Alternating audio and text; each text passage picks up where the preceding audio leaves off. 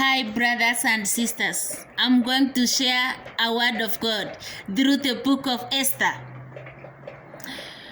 There is Queen Vashti, King Xerxes, Esther, and Mordecai and Haman. Those are the characters I'm going to talk about mostly. Queen Vashti devised King Xerxes. From his royal throne in Persia's capital city of Susa, King Xerxes ruled over 127 provinces all the way from India to Ethiopia.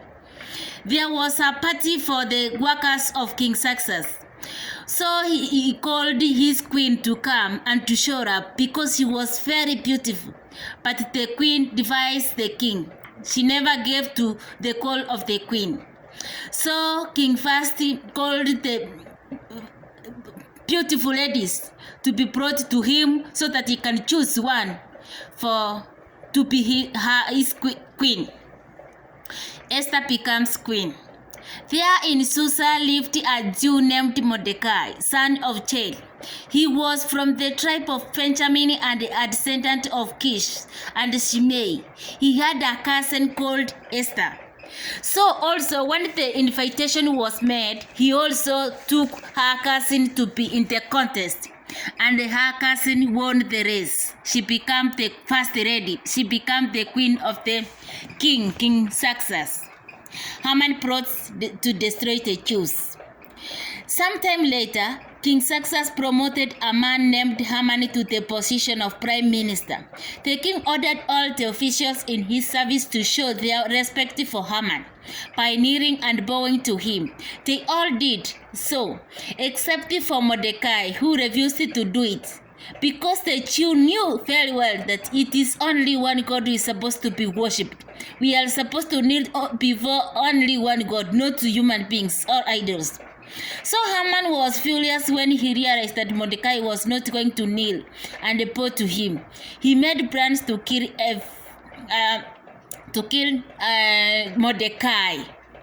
In the whole Persian land, he made a vow that nobody will be left behind. All the Jews should be killed, including Mordecai.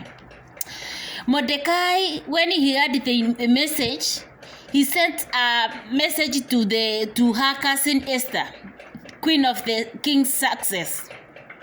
Mordecai pleads for mercy so that Esther will go to the king and plead so that they will be spared, all the Jews will be spared. Because also Esther was a Jew, she was not exemption. Also she will be killed. So Mordecai told Esther like this: if you keep quiet at a time like this, help will come from heaven to the Jews, and they will be saved, but you will die, and your father's family will come to an end. Esther was an orphan.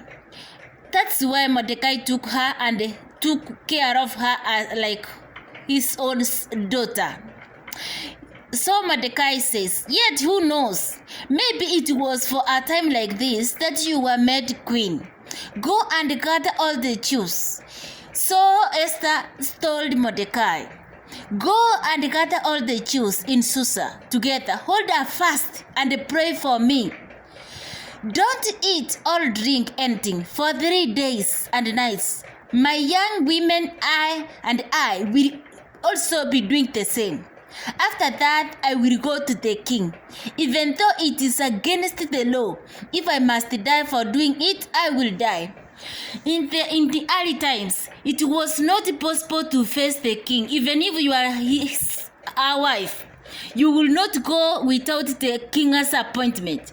So Esther told the Jews to fast.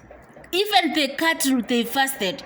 Everybody fasted for 3 nights and 3 nights and days, so that Esther will get favor to go unto the king and seek for mercy. So they succeeded, and Esther went to the king. The king, she got favor from the king. She told the king what she wanted.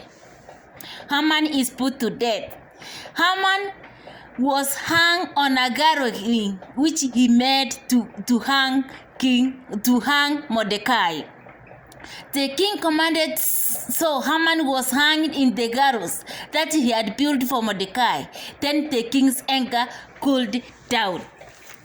When the king heard that Haman has plotted against all the Jews, including his wife, he felt anger and went out of his palace. When he was out, Haman was very sorry, and he knelt down below unto the Queen Esther. When the king came in and found Haman kneeling before the Queen Esther, he thought that he wanted to rape Esther. He became furious and he ordered Haman to be hanged.